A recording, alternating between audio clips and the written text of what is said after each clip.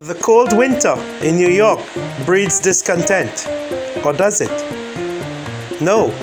Spice up your body and your soul with the heat of West Indian scotch bonnets immersed in vegetable roti, pepper roti, Trinidad's contribution to the culinary world.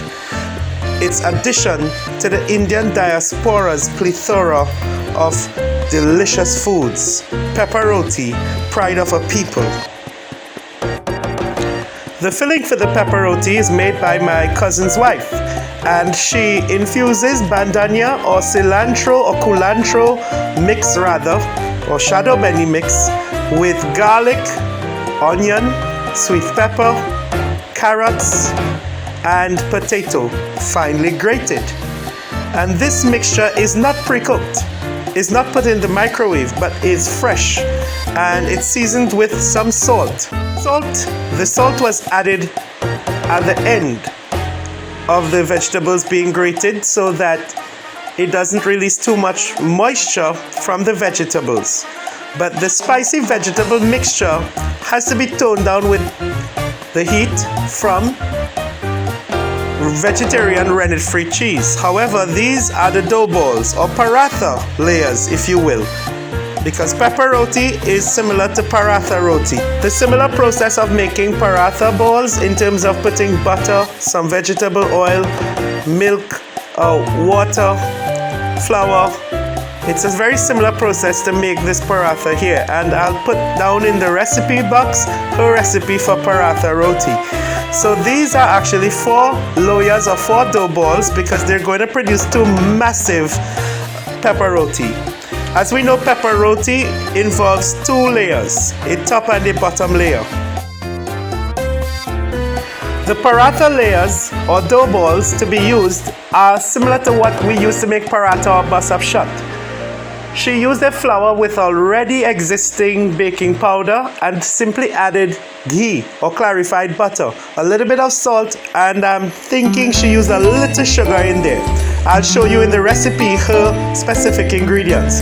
And we add the mixture to the paratha that was rolled out. Many people like to pre-cook the vegetables, especially the potato.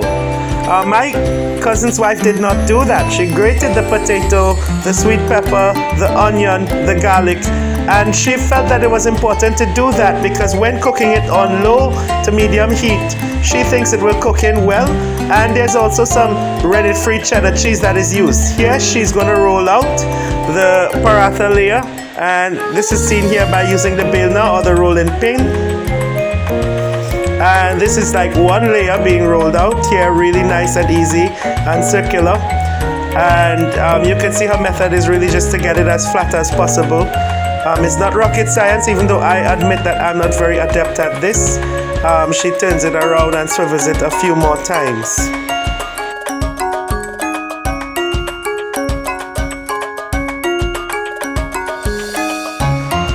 The second paratha dough that she laid out onto the surface here, she then adds her vegetable filling.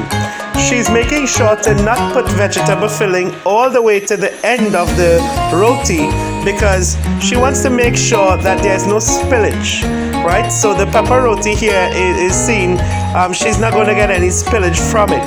So it's kind of like a pizza. And interestingly, she's also going to add some creaminess with cheddar cheese. So the structure of the Trinidad pepper roti is very reminiscent of a quesadilla, in fact. And that's something that's really fascinating, that it is looking like a quesadilla. It has vegetable filling in there and even cheese. Other people say that it is kind of like, I don't know, a burrito or an empanada. But I think the closest way of thinking about it is kind of like an Indo-Trinidadian pizza goes wild and meets a quesadilla, a vegetarian quesadilla. My first memory of pepper roti was really living in Trinidad as a child, and my father as a pundit going to beg some of the cooks at an Indian wedding ceremony on Mehfil night or Saturday farewell night and telling them that he would want just a little piece of the pepper roti for his son. The reason being, it was a kind of secret food that the cooks would make whenever they had yagnas, pujas, or wedding. So the master roti makers who are very adept at making paratha, that is popular as the base for bus up shot, the bursting up roti, they themselves knew about just throwing in some vegetables onto the layer of the paratha and then doubling up with another layer, stamping it down to create this pepper roti product. In recent times, pepper roti has shot to prominence at places like the Diwali Nagar, bazaars, school events.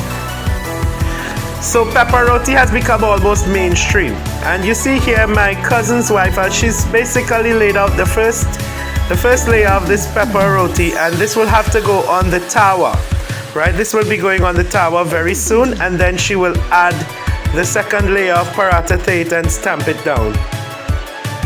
The creamy texture of the pepper roti comes from the addition of rennet-free cheese. So if this were a quesadilla, chances are queso fresco would be added, but there's no queso fresco here. There's rennet-free, Milcana or Anchor-free cheese that could be used in the Caribbean, and this is what she's doing. She's trying to get an even spread because her children like to taste it almost like a pizza. Now she's going to add the first roti layer that she had put aside. When she laid this out, she actually put it on a flat surface, and she's just going to stamp this down and clamp it together so that it's even and that there will be no spillage of the vegetables. And this is her technique. Some people like to actually put the two layers together on the tawa. She acknowledged this to me, but she preferred this method, at least this time. Some skilled roti makers will actually construct the entire pepper roti on the tawa. Like they put the first layer on the tawa, toss it around, then put the vegetables on the tawa, and then are skillful and dexterous enough to layer up the second roti paratha layer there. But she's not doing that. And she's being a bit more conservative and putting it together away from the tawa and away from the heat. So it's really your choice. And if you see someone using a different method, I guess it's different strokes for different folks. But this is the method that she's adept at, even though she's admitted to me that sometimes the size of the paratha roti being very huge, could be intimidating to place on the tawa.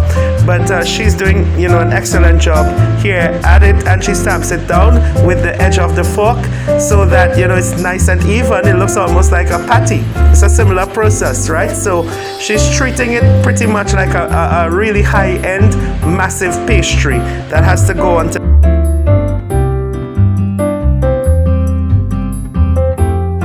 The tawa griddle seen here is not a traditional tawa griddle. In fact, this is a wok, a flattened wok, and it was bought from a discount store by a friend of hers. However, she said that it does the work, it does the job. So whilst we might like the classic skillet, the real hard iron, heavy iron, she's using a lighter wok that does the job. My cousin's wife's technique is not similar to some Trinidadians who would put a lot of butter and a lot of ghee on top and also a lot of oil on the tawa or the griddle. She doesn't do that. She kind of bakes it almost like a sada roti with very little butter. So again, it's really up to your family's taste buds, right? She did not put tons of butter, vegetable butter or ghee on either side. It's only here now you would see that she passes the vegetable butter on top, and she'll eventually do a flip from side to side. And after flipping the roti over and letting it bake and monitoring it for about 2 or 3 minutes, making sure it's cooked on either side, she then, from the tawa itself, she decides to use a pizza cutter just to cut them out into slices as seen here. And the cooking time for the roti on the tawa varies depending on the intensity of heat that you apply to your tawa. Hers cooked for about 5 minutes to 10 minutes actually, and she claims it's because the wok or tawa that she used doesn't heat up as quickly perhaps, and does not retain as much heat as a traditional tawa that you might get in Trinidad, or as the massive kind of tawas you see in the streets of Pakistan and India that a lot of the vendors used to cook rotis with. So it's a bit different, but her product here is really consistent. It's solid, it's golden brown as seen. And again, this is her recipe. Her pepper roti is like a vegetable roti. It has 3 scotch bonnets in with like 1 potato, 1 carrot, 1 or 2 sweet peppers, and it's really very delicious. And you see the inside like a quesadilla with the layers of cheese, the sweet pepper, the onion, the garlic all in there. It's a beautiful mixture. It is pretty much to me a Trini quesadilla gone wild, but you could put more heat by putting more shadow benni or bandhaniya or culantro. And Trini pepper roti can be found very popularly in Rockaway Boulevard and Liberty Avenue, Utica Avenue in Brooklyn. So from Queens to Brooklyn you can get pepper roti and all kinds of pepper roti. I leave New York. I want to thank my cousin's wife for sharing this recipe with me, and for the generosity, warmth, and kindness of her family during my recent visit to New York. I want to especially pay tribute to the Caribbean people who have shone through this pandemic, who are working, really hard in mechanic shops, the ones who are working in the hospitals that I've seen in New York. It's a tribute to the dignified struggle of your peoples. Have a safe and happy New Year. Firmilingi, Kodafis, Anyang. Bye bye. Ciao gayo. Sehibak mani bate soyo.